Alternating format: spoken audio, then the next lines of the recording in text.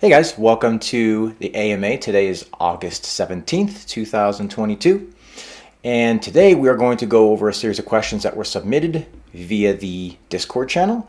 If you are not a part of the Discord, go ahead and head over to xetacapital.com and you'll see the Discord link at the bottom along with our Twitter page. And the Discord is just a really great community. It's a great way to interact with your fellow community members as well as ask questions for upcoming AMAs. And we have a channel in there called AMA Questions that allows us to curate those questions and just be able to sit back and see what people are really wondering and curious about, and then give answers to those questions. And before we get into our AMA, I've shown this before. A lot of you have seen this before. Some of you may not have seen this before. And I was taught this by a business mentor when I was younger. It's just a really great visual, right? What people think success looks like and what it really looks like. And a lot of people, when they visualize success in anything, whether that's life or crypto or business or their health or their relationships or anything, expect it to be on the left. When in reality, anything in life really takes turns, left turns, right turns, down, all sorts of different angles and directions, and different off ramps you take off your destination, and you get back on the freeway to your destination, and eventually you end up where you want to go, but you didn't take a straight path to get there, right? Much in life is not a straight path, and a lot of things you have to take these turns, but as long as the general direction is headed up, then you are winning. And this is just a good reminder that I like to give people. Cryptocurrency and a lot of things in life, it's okay to visualize the left, but expect the right, so that when these little twists and turns on the navigation of life come, that you're not so caught off guard and you're not so surprised. You just know how to handle them, and you correct course, and eventually you end up in the exact same place. Just took an interesting route to getting there. So we have a lot of really great questions, and we're just going to go down the list and get through. So the first question is asked, and it says, can we choose the risk level that is used for the high frequency trading financial service? The answer right now is no. That doesn't mean that by the time it is released, that financial service where you can get access to the high frequency trading through 75 zones, does not mean that you won't be able to choose that maybe down the road, or maybe something changes, but initially when it's released, no, that will be allocated for you. The main reason is because there are a lot of algorithms, and we want to rely on the professionals to make those decisions, and not us who may not fully understand the backbone of what's going on, the infrastructure, how those algorithms work, and whatnot. Best to leave that to people who actually understand it. So when you participate in the high frequency trading service, you're going to just deposit your Zeta, and what will happen is it will get evenly dispersed among the low risk, medium risk, and high risk algorithms, with 50% being the low risk, 25% being the medium risk, and 25% being the high risk. And also bear in mind, when I say low, medium, high risk, you can make profits or lose money, make money, all this stuff in any algorithm, any trading.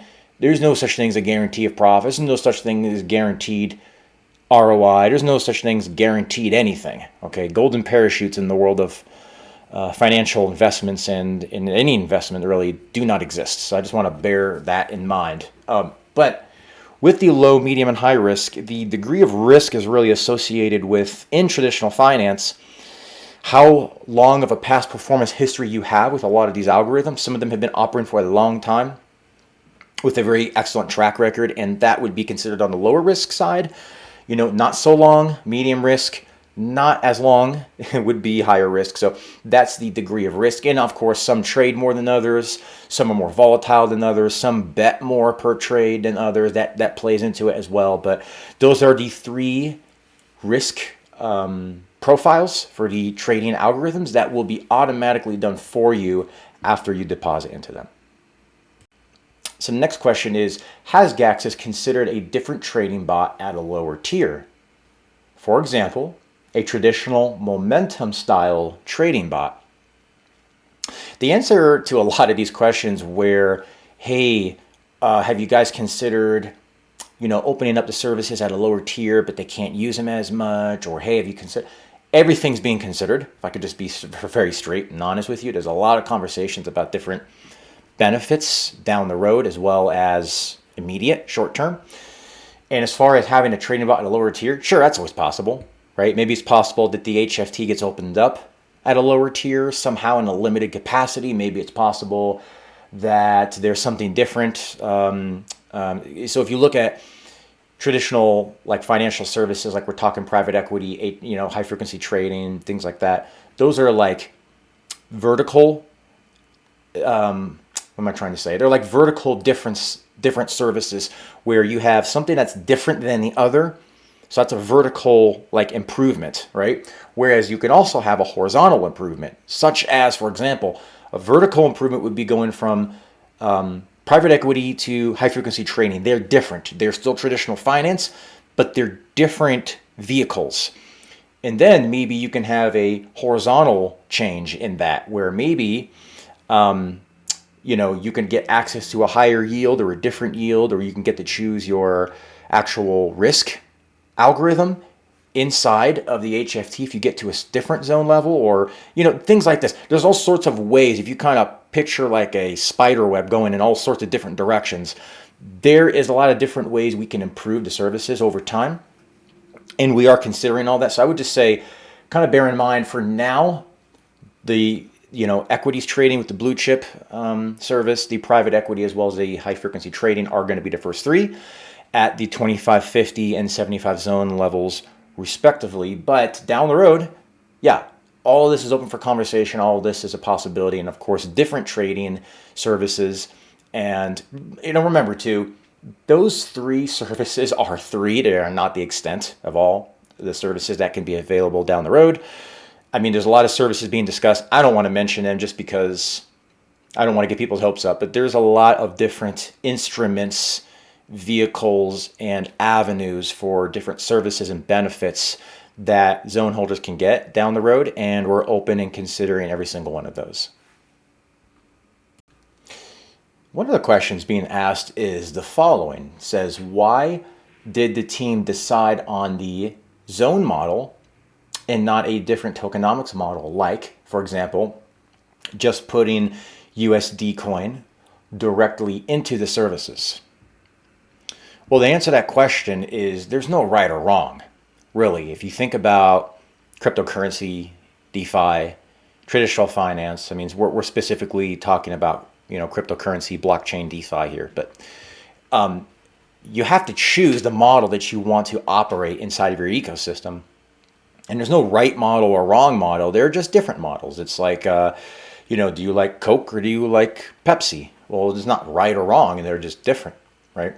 So why it was decided, I mean, there's a lot of different reasons, right? But you also have to understand that there is a significant barrier to getting access to services like these. Significant barriers. I mean, we're talking tens of millions of dollars. So if you have tens of millions of dollars, then you don't need XETA capital at all. You can go and participate directly, and it doesn't even have to be Gaxes. It can be any wealth management service that provides those services to their clients.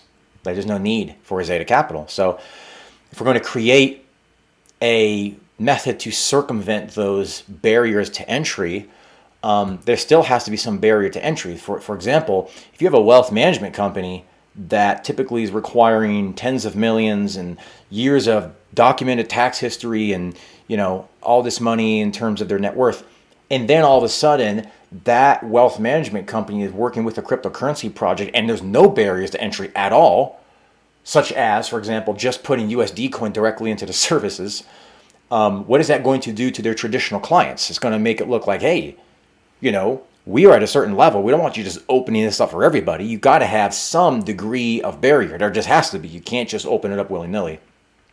So there's a fine line between the traditional finance world, the people who aren't in cryptocurrency, some of them are, but many who are not, versus the people who are in cryptocurrency who are not in the traditional finance world, which is why this bridge is, I think, really perfect, because it's actually kind of educating both sides. I see a lot of synergy. It's definitely an interesting dichotomy, right, with DeFi and traditional finance. But I think what is happening is there are different languages that are spoken. There are different ways of looking at things. And I think we're bringing both sides together, and it's actually an educational process. But you just have to keep in mind that if you're a client that's got, let's just say, for example, $30 million, and you're operating underneath a wealth management company, and you worked your tail off to get to that point, and then you found out that same wealth management company is giving access to everybody that doesn't have to have any kind of barrier to entry, how would that make you feel? I mean, you'd probably be a little frustrated at that, okay?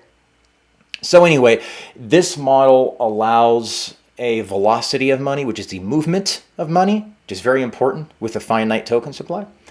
A velocity of money with an economy. That's the difference. An economy, which is, this is the currency. You can spend your currency in our economy, which would make sense in a DeFi project, even though most projects I know don't operate that way. They don't accept their own currency, which is I always found very strange. But nonetheless, we have an economy with our own currency. We accept that currency. You could participate with, for example, accelerators. You could participate in building zones. You can participate in the financial services and a lot of things we haven't mentioned yet. And the money is moved, the tokens, I should say, is money technically, but the tokens are moved in such a way that it creates a sustainability for the ecosystem, the business, the future development, and of course the community at large. So it has to have a factor of benefiting everybody, including the community. And that happens when you create a real economy and you actually tie that to blockchain, which I don't think we've really seen a whole lot in the past. So that's a long answer to your question, but it's a great question nonetheless. Someone's asking about the idea behind the structures of the AMA. What is that going to look like?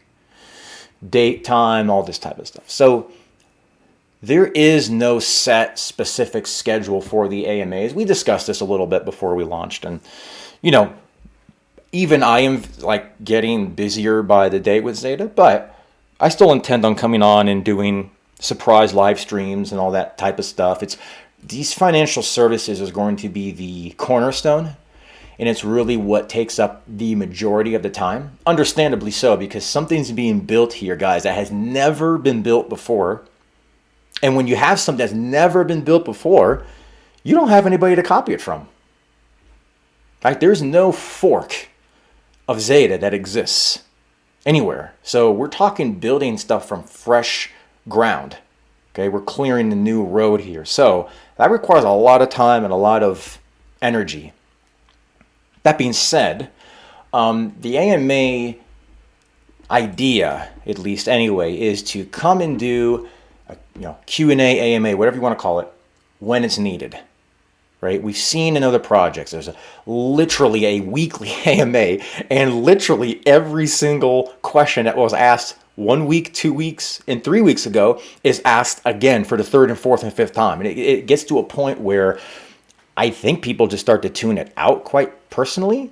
I see the AMAs as sort of a tool to stay engaged and in touch with the community that, hey, there's something to actually talk about. There's not just, radio time, for lack of a better word.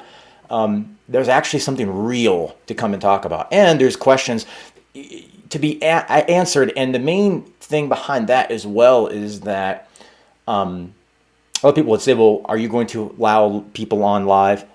Probably at some point. It's just that, I can't moderate, for example, someone coming on and asking the same question as I've been asked 9 times already, right? That's not a good use of our time. It's not a good use of your time that you're taking to spend watching and listening to these. Keep hearing the same questions over and over again. It's redundant. It's not helpful. It doesn't really do anything. So the idea is, it'll probably be every couple weeks, but I'll come and do just surprise stuff. That's going to start here pretty soon. Once we get over some of the things that we're building, it's just a lot of time. But the idea is if there's something to discuss or if there are questions to answer, then absolutely they will be AMAs. Expect a couple a month, give or take, but don't, hold us to it. I would say if you really have a burning question, go into the Discord, click the AMA questions channel and ask your question there. Just make sure it has not been asked already. Just do a quick search and see if your question's been asked. And if it has not been asked, go ahead and post it. And when we're able to gather enough questions, we'll go ahead and get these recorded and put them out to the community so you guys are not getting the same thing over and over again. You can be assured that there's going to be fresh content every time you see these. It is not going to just be a rehash just to keep putting videos out. And that is the overall concept and idea of the AMAs moving forward. All right, so here's a question about the services. The question is there a minimum capital threshold we would need in order to start investing in the blue chips trading when we reach 25 zones and once the service is available? This person said they thought they heard $25,000 from somewhere. The answer is yes, there is. So so let me just kind of back up. If you were to participate with these services outside of XETA, let's say you had the wealth to go into these services, you would have to put a minimum in anyway, right? That number, I don't have that number in front of me because I am not a client of Daxis or any wealth management company of that size. Their requirements for them would be different than the core requirements for you. So already the barrier to entry is being circumvented, and then the minimum investment amount is being circumvented. So kind of keep in mind when I say $25,000, that could be 10 or 100 times that much if you're actually a client. Okay, so all of this stuff is being circumvented and negotiated down so that you and I, the people that don't have that magnitude of wealth can still participate with the big boys. So to answer the question, yes, $25,000. However, I said, okay, let's keep in mind, if you have 25 zones, you work to get to 25 zones, whether you bought them or you compounded there, it doesn't matter. To then have 25K on top of that is going to be a lift for a lot of people. So I said, okay, what if we pooled it and we still, we kept with the $25,000 number, but we allowed multiple people to come in and deposit. What would that look like? Oh, so we thought that's a great idea. Well, let's go with that. So the idea is, yes, 25,000, there will be a pool. Sort of like if you go on Kickstarter or any kind of crowdfunding website, you'll see a pool. It will say our goal, and then it'll say how many people have contributed. It's that same idea and concept. So, for example, it will be 25,000 minimum for it to get triggered, but you could put 25 in, or you could put 20 and someone else could put 5 in, someone else could put 5, and you could have 5 people putting 5, or so something like that is what it will look like. So the answer is yes, it will have a minimum, just like the private equity has a $50,000 minimum and the HFT has a $75,000 minimum, right? All these are pooled together so that not only has the barrier been circumvented, but now you can work with other people to get the pools activated, right? And when the pool's activated, another one will open up, and so on and so forth. There are a lot of details, by the way, behind the services. Little details like when do these get activated, at what length, and how long is that? All that stuff is going to be spelled out, okay? Because this is still being developed and coded fresh from scratch, I don't have all of those to share with you just yet because I don't want to make certain statements that may or may not actually be the way they end up getting built out. Okay, so not being a developer, I can say, oh, it should be done this way, and then a developer might say, hey, yeah, but there's a reason why that can't happen, right? So at the end of the day, we'll have the technical team work with the rest of the team, and we will get the details out to you before they are ready to go. All right, so the next question is, are there lower tier options being developed? That's 2 questions. So are there lower tier options being developed? And the second is, how long after that first 3 could we see these released? The first question is, are there lower tiers being developed? The answer is yes. So there's lower, mid, and higher. So kind of look at it this way. Other people would say, hey, 75 is too high for the HFT. You should lower it. Well, yeah, there's no right or wrong with that. However, the reason that was chosen is because you have to give people something to work toward. Okay, so the reason that we would want to put something beyond 75 is because, remember, a lot of people give whales, and for those who don't know, whales and crypto projects are just people with a lot of money, people with a lot of tokens, and people with a lot of controlling interest in many cases. a lot of people give whales sort of a lot of flack because maybe they control too much. But remember, guys, it's the people on the bottom, the people on the top, and the people in the middle that make a balanced ecosystem. So, for example, the whales, if they came in and just bought and got to 75 right away, they raised the token price. And when they built their 75 zones, they funded the treasury, they funded the liquidity, and they funded the operations, which makes a more stable price because, we can use those funds to go out and push marketing, and then we can use those funds to inject more liquidity for a stable price. So the whales, whether they bought outright or they compounded to there, are benefiting the system, just like the people in the middle who are working their way to get there, and just like the people at the bottom who are working their way to get there, right? Everybody's working together. It's not a me versus you kind of scenario. I just want to point that out. So given that, you can't just have a final destination and be done and walk away. For example, if you have a zone tier at 25 and 50 and 75, that's great. That's more utility, in my opinion, than probably 99% of the space has, okay? Especially if you're using your token. All that stuff is fantastic. But you can't stop there. Even if you think you have the world's greatest project and product, at that point, I would agree. However, it doesn't mean you're done. It means what's the next thing? What do you build next? How do you make this even better? That's always the key. So with that in mind, if you just stop at 75 and you don't offer anything more, it's a great service. You have 3 wonderful, potentially life-changing services, not financial advice, but what's next? Well, now you have to have something at 150, for example. What if there's something at 150 that's even better than the HFT? Right? You got to have something, and don't hold me to these numbers. These are just examples, but maybe you need to have something between 50 and 75. Maybe there's got to be something at 60 or 65. Or maybe there's got to be something at 15 or 10 or 30 or 40. So the goal is to have a lot of different milestones, right? So in business, you have milestones. You create a business plan, you create goals, you budget towards them, and then you work towards them, right? And the idea, and we call this a roadmap in crypto, and in business is really just called a business plan, but nonetheless, when you hit those milestones, now you know, okay, this is what we've accomplished, and this is what's going to be accomplished next. You never not have a next. That's the goal, okay?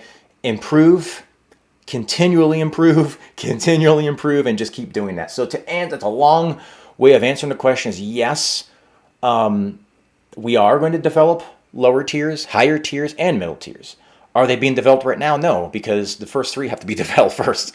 And I will also mention, just from a development business perspective, once the first 3 are done, it becomes easier to release the next 3 or 4 or 5 or 10 because the system's built. It's more or less a function now of saying, how can we take that and apply it to something else, right? You're not building it from scratch. So a lot of this is front loaded. So when it comes to the question of how long after, maybe it's another quarter. Maybe it's not. Maybe it's longer because, even though the technical side is built, maybe implementing that with the actual service is a little more challenging. So again, I can't give you a time frame on when after the first 3 we'll see more, but I can tell you there will likely be more because there is a lot more, right? And things that I don't even want to talk about because I want them to be a surprise as far as the utility is concerned. However, please keep in mind that in business, you cannot be stagnant. In crypto, you certainly can't be stagnant, right? So you put those 2 together, it's a recipe for having to always constantly improve, always constantly get better, and always constantly ask yourself, what can we deliver of value next? And we're always thinking that. So hope that answers your question. Okay, so the next question. Written by Greg Savage, our wonderful moderator. By the way, please give a shout out to the moderators in the Discord if you think about it.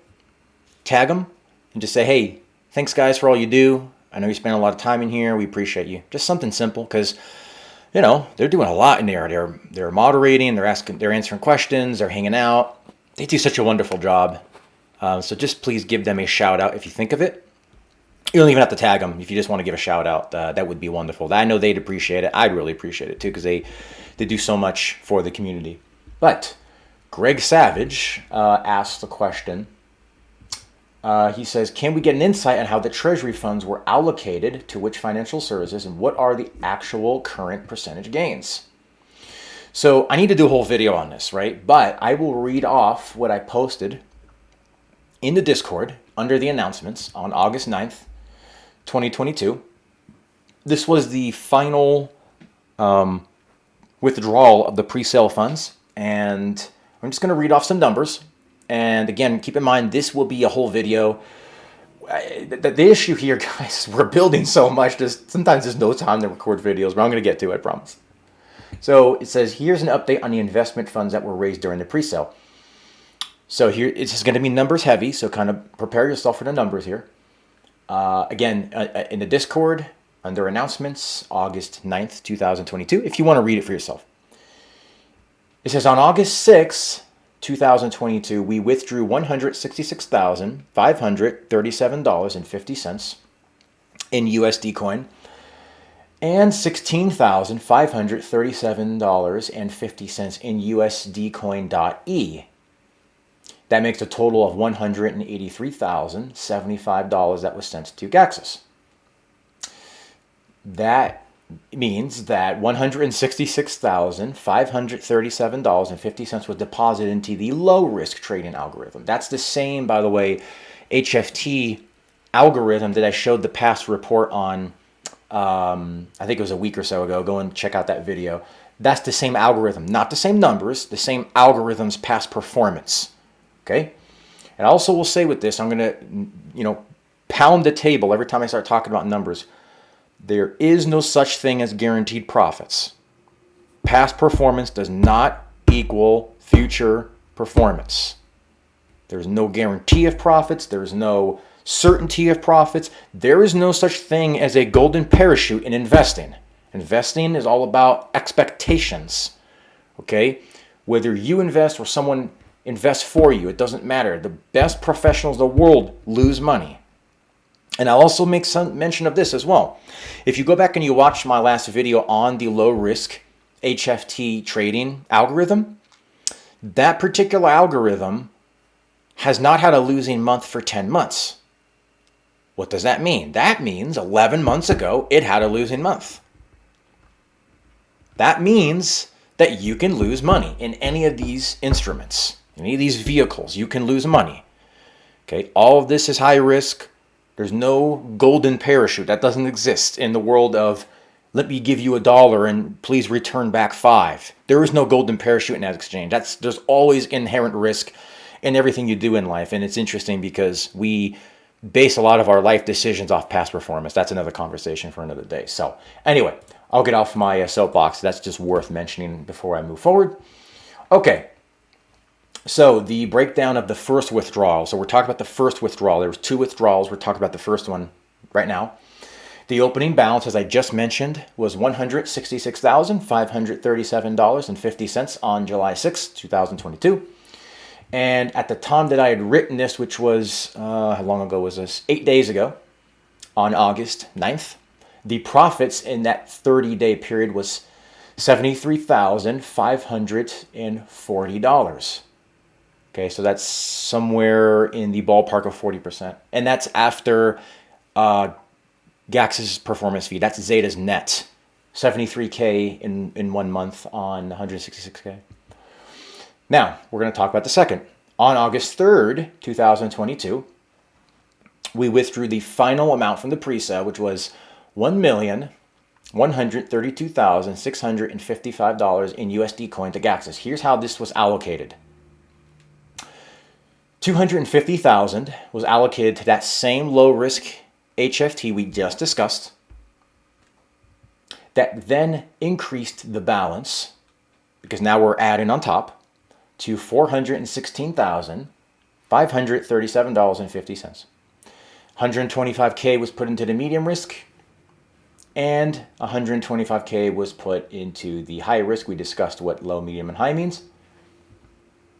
I also mentioned that there was an additional $351.50 that was placed into the HFT medium risk on top of what I just read to you. that would bump the medium risk up to $270,351.50 in total. Okay. And again, when I make a video on this, I'll show you all this, so, you know, you're actually able to see something, not just hear it. Okay. In addition to the final withdrawal, that's the HFT side of things. $250,000 was put into private equity. So what did we get? Here's how it was assigned. So Monzo Bank, we purchased $50,000 in private equity from Monzo Bank. I'm not going to go into what each of these are. Some of these you'll know, some of these you won't. Go ahead and do a Google search for Monzo Bank. It is a UK challenger bank. Okay, it's a digital fintech firm. So go ahead and look up monzo.com, M-O-N-Z-O. $50,000 was put into Starling, not Starlink. Some people said Starlink. We know, no, Starling with a G, bank, Starling Bank, which by the way is a competitor of Monzo. So we're getting kind of both sides of it. $50,000 was also put into that. You can find their website, starlingbank.com. $50,000 was put into Impossible Foods. That's plant-based meat manufacturer. You can find information out on them at impossiblefoods.com. And these last two you will probably recognize. The next one is Stripe, payment services processor. You probably have used Stripe at some point in your life. If you went to any kind of store, you probably have put your card into one of their machines. $50,000. And you can find out more about them at stripe.com. Now, keep in mind, these equities are not available. Like, you cannot go to the NASDAQ and buy these. Okay, just something to keep in mind. Here's a cool one.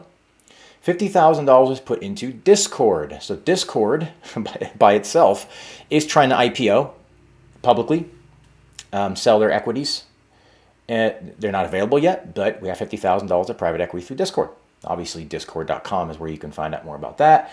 And then finally, $150,000 was put into a short-term bond. It's a corporate government sub bond, that's being leased through Gaxus. This is very liquid. There's no redemption fee to it, and it earns 7.35% per annum in the UK.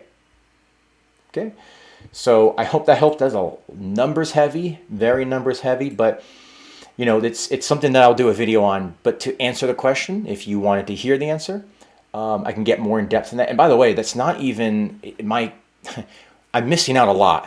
What I'm missing out is I'm not including the profits that were made last week in total, which I already have those numbers. Okay, I'm gonna actually share that probably in the next day or two. As a matter of fact, usually we're talking about the high frequency trading side of things. Those reports are generally available at the end of each week. So I might wait till the end of this week and then show you the previous 2 weeks. You guys are not going to even believe it, because now we have a much larger amount in the low risk. We might have a much larger amount in the medium and a much larger amount in the high risk. So all of those combined together are creating a very different kind of return than you might expect from just the low risk algorithm. And I will plan to show those numbers very soon. All right, so the next question about airdrops. A lot of questions about airdrops. The question is it that the more zones we have, the more we will get in airdrops? When should we expect them?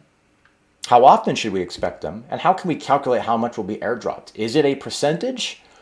Or is it a fixed amount? So there's like 5 or 6 questions in that one, but they're all relevant. So let's talk about airdrops for a minute. So there's other projects that have promised airdrops. We are not promising airdrops. Let me kind of share how this works. So at the end of each quarter, there will be a full financial audit done by either PricewaterhouseCoopers or KPMG. They're the largest financial auditing firms in the world on planet Earth. Okay, they'll go through all the financial data, and what we will do is, like a real business, we will budget. Okay, we'll look at the profitability. We'll say, okay, this is what we spent during the quarter. This is what we have left. This is what we made. So now we can allocate some to liquidity. We can allocate some to operations. We can allocate some for further investments, and we can allocate some to the profits wallet. Okay, the profits wallet handles buybacks. The profit wallet handles airdrops. The profit wallet handles the financial services. Okay. We'll also redirect probably some of that to charity as well, most likely. But those are the categories. So at that time, it depends on what the business needs are. Like guys, I don't mean to sound facetious when I say this, but this is how a real business operates, right? You just say, hey, you open up the books, the end of each quarter. What are the business needs of that quarter? Now, in cryptocurrency, a quarter may as well be 3 years, okay? Because that's how things evolve in crypto. It's I thought IT evolved quickly. Crypto evolves even, far quicker. So what are the needs of the business and the community at that time? Maybe we need more liquidity for some reason. Maybe we need more for the profits wallet because, we got to buy back the token, or because people are participating so much for the financial services, we have to have the profits for that movement. Maybe the operations needs more because we want to bring on more developers, because the team can use more help in developing some of these services and some of these things that we're doing that are new and revolutionary. So the answer to your question is a long answer, and that's to say that it just depends, right? Ultimately, at the end of each quarter, we will have whatever we have in terms of profits. And if we have a magnitude of additional profits, it could very well be that we say, hey, you know what? We have such profits. Let's just airdrop some of this, right? Let's just airdrop some of these profits to people's wallets. That's how it would be determined. Now, in your question, you're asking, is it that the more zones you have, the more you'll get? Yes and no. And let me explain. So a way that you would game this, if you knew there were going to be airdrops, would be to go and buy zones the day before the end of the first quarter, right? Because then you would get just a free airdrop. That's not how it's going to work. So it's going to be dependent, of course, how many zones you have, but how long you've had those zones in that quarter. Did you have the zones for the full 90 days of the quarter? Right? That's going to be different. You're going to get the full amount in that quarter window. But if you only had it for 2 weeks, you could have 100 zones in those 2 weeks, and that's great, but you're only going to get allocated based on the time period. This is a fair system, I think, because it stops people from coming in and gaming it where, the quarter's about to, I'm going to come and buy a bunch of zones and get an airdrop. No. Yeah, you'll get something, but it's not going to be what you think it will. So anyway, there's no way to calculate it, but that's how the answer is to, how many zones you would need, when to expect them, how often, and what that whole system will look like. So I hope that helps.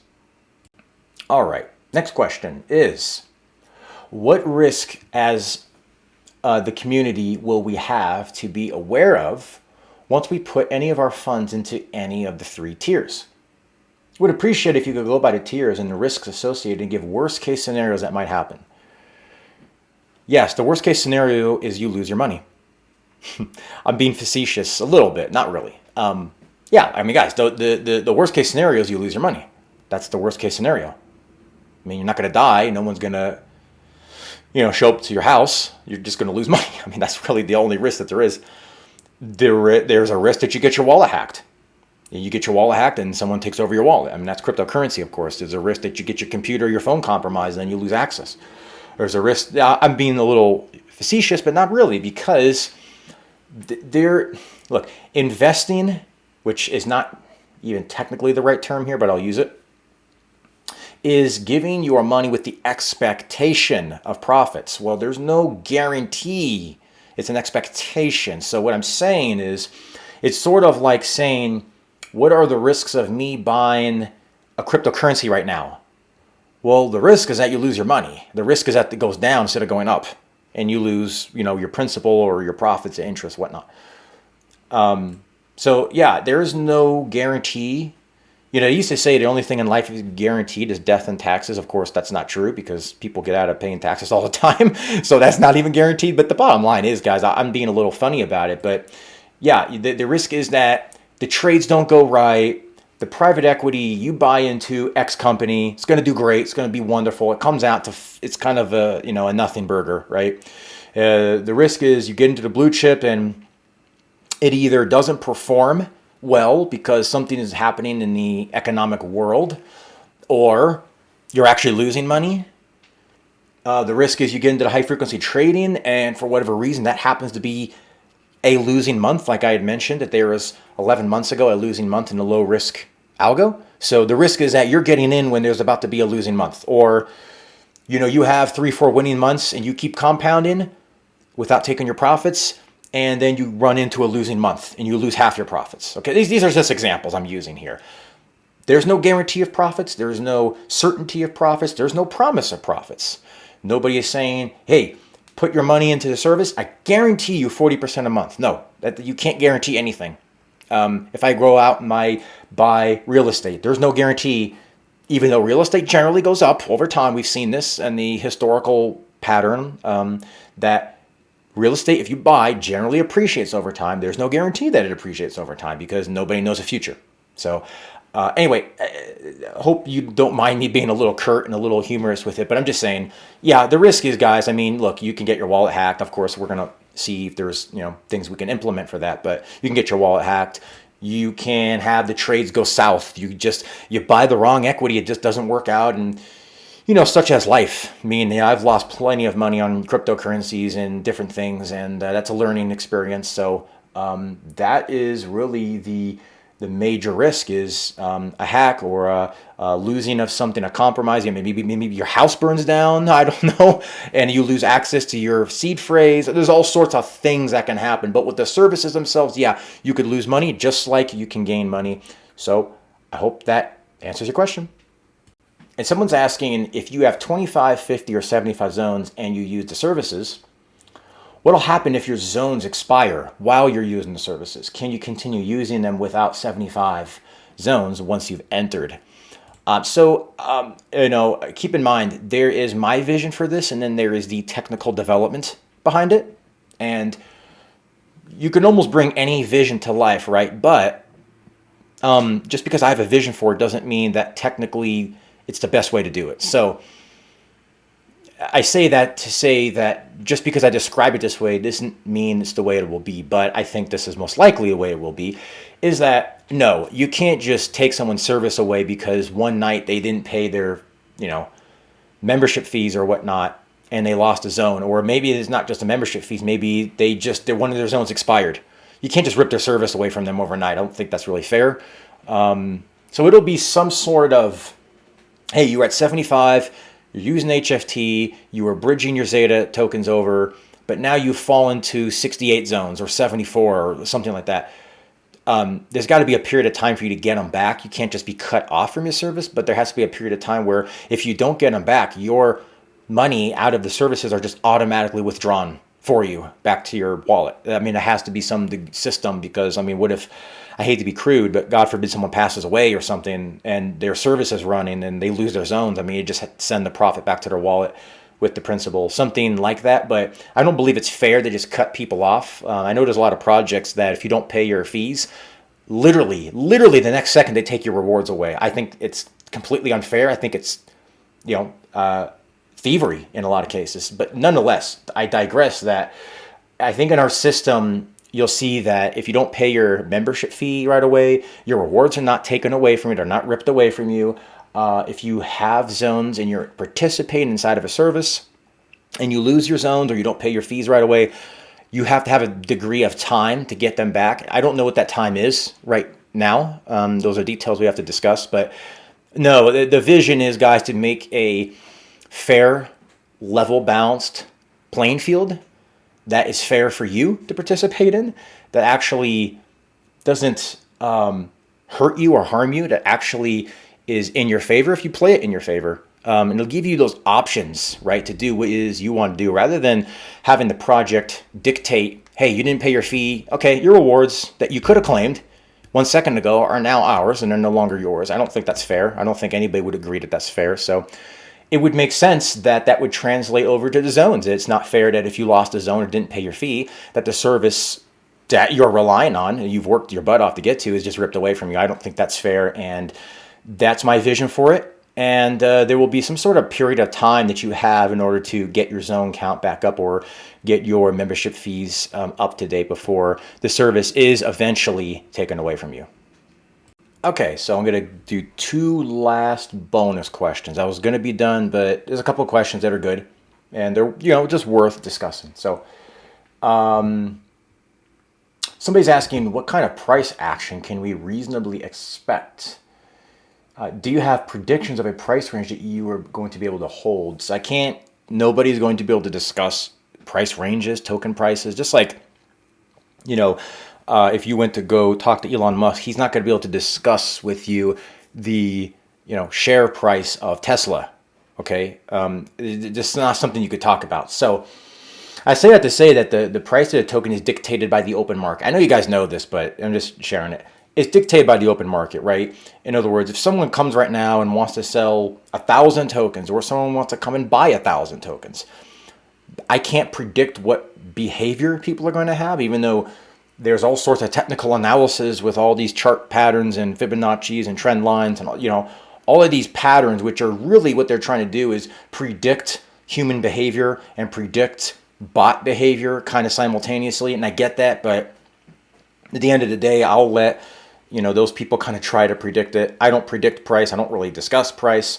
But I know that's probably not the answer you're looking for. However, I'll just say that as far as price defenses, $100, yeah, probably, to be answered. And I'm being a little facetious when I say probably, but discussing buyback strategies and things like that is not a wise idea. Is it 100? Yeah. Is it before 100? Yeah, maybe. Right. It's not to give somebody the ability to game it. Not that you guys would, but it might be someone that might want to try to game something. So the actual strategy, how, when, where, why, with what, is not going to be discussed. But that's anytime it comes to token price, guys, just expect a very vague response and don't expect a lot of participation from the team. I mean, of course, the community can talk about price if they want, but don't expect a whole lot of participation from the team because it's speculation and it's many times conjecture at best. And it's just, I like to deal with facts and certainties, not uncertainties and potentials based on speculation of human behaviors. Okay, so we're going to end with this question. Someone's asking a really good question. These are all really good questions, but the question is that if you're going to move I'll just kind of summarize the question. I'm not going to read it verbatim, but if you're going to move your XETA token into the services, what is going to continue the demand if you're purchasing the tokens OTC with profits? Okay, so let's just run through this scenario for a minute. We have a $100 token, okay? You move 10 tokens in for $1,000. You deposit into the high frequency trading. That means that on the back end, the tokens are bought off the market using profits. The problem is that he's describing is what if the only way to participate is with the XETA token? What if a scenario happens where someone theoretically comes in and buys $1 million worth of tokens in one fell swoop and just deposits them? You have a scenario where the price goes up. I think $1 million buy order would probably be pretty dramatic, but depends what your liquidity is. But it'd be a dramatic price rise, and then you'd have to immediately buy them back. Okay, and would that be a problem? So theoretically, in a scenario like that, I would kind of say a couple things in response to this. The first thing is we still have a fairly small community to start with, okay? I don't know people's financial positions. I don't need to know people's financial positions. I don't care. But we still have a fairly tight-knit, small community, which I think is a good thing, by the way. A lot of people, we're not at 50,000 zones. Well, yeah. If you grow too quickly, that's a problem. Just like growing too slow is a problem. So I think right where we're at is like perfect. It's like just a sweet spot. So we still have a fairly small community when you compare with what I think will be in the future. Being able to service the community of our size with, 5,300 zones, give or take, is a lot easier than servicing a community with 53,000 zones, okay? So again, that doesn't mean that there isn't somebody that doesn't have $3-4 million just waiting to buy the tokens. Sure, that is certainly a possibility. So he's suggesting why not just using missions only? That could be done. I mean, look, I cannot sit here and tell you, oh yeah, we have the ability to support any buy order that comes in. I mean, that would be theoretically, technically not possible. There's not an infinite amount of money. I would also say that if people had that much money, they would probably be participating with these outside of XETA in many cases. I could be wrong on that.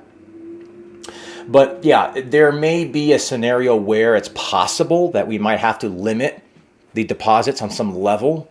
Maybe it's on a per wallet kind of basis. I don't know the specifics to that because I can't foretell profitability and mechanisms and things like that. But I can't also sit here and say, yeah, it's unlimited. And, you know, if let's just say the person who wrote this question owns 100 zones and he deposits all his tokens at one time and it's like $500,000 and he brings in another 2 million that we're going to be able to support every single deposit, right?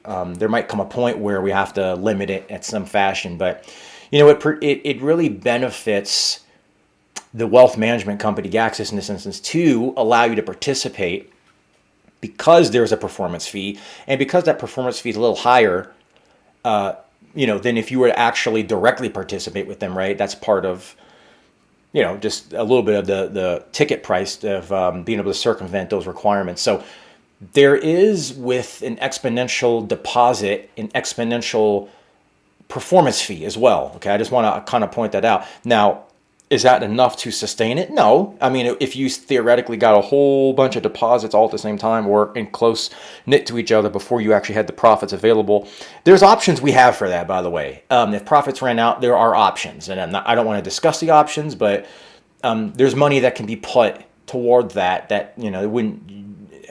It's not like an emergency type of, okay, we're shutting all the services down type of thing. We could still run. I think the heart of the question is, as you grow, what happens? And, you know, it's also worth mentioning that the investments are going to continue to grow on the XETA Capital Fund. All of these, like, guys, I know the HFT is the sexy one that wants to be discussed, and I get it. Like, I get it, okay? I know why. I know the complexity behind setting a system like that up, especially at that accurate level and that precision. I get it. But, you know, don't sleep on equity. Don't sleep on equities trading with blue chip and things like that. There's a lot to be had from those. So, you know, I say that because, you know, when a lot of these equities that are being purchased privately by Gaxis for the entire project I'm talking about, like the pre-sale funds I mentioned earlier, when a lot of the early crypto projects like metaverses, I mean, guys, if you haven't looked at metaverses, if you haven't looked at Aloha, I really encourage you to do more research on those projects. We got in early on those. I mean, the kind of returns, and I need to do a report on this, the kind of returns that have been made by getting into some of those projects early, even in many times outweigh the HFT returns. I know that sounds pretty wild, but again, if you could get into, let's just say technically a crypto project and you vet it really well and you get in at a really good price and you get in early enough, I mean, guys, you've seen this in crypto. I'm not telling you anything you don't know. I'm not guaranteeing this, but 10x, 50x, 100x, I've seen stuff like this. So the point I'm trying to make is those are sitting in the background with all of the private equity that I'd mentioned earlier, with all of the investments made even before you guys came into the pre-sale, which think about how crazy that is. You came into the pre-sale post-revenue already. Those will come due one day, you know, in the coming months, where those can be cashed out and for a very significant profit. And meanwhile, the HFTs are all running.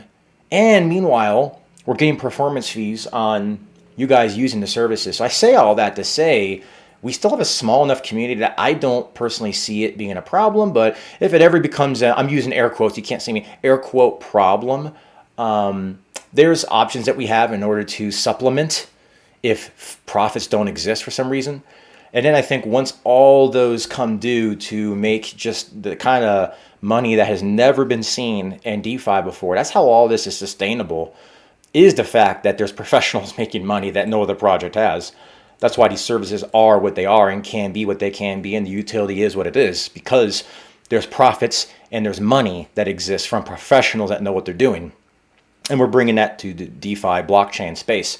So I think when all of that is factored in, I don't foresee, but I do understand what you're saying. I just don't foresee the issue of exponential token price increases along with the financial service deposits being an issue for us down the road.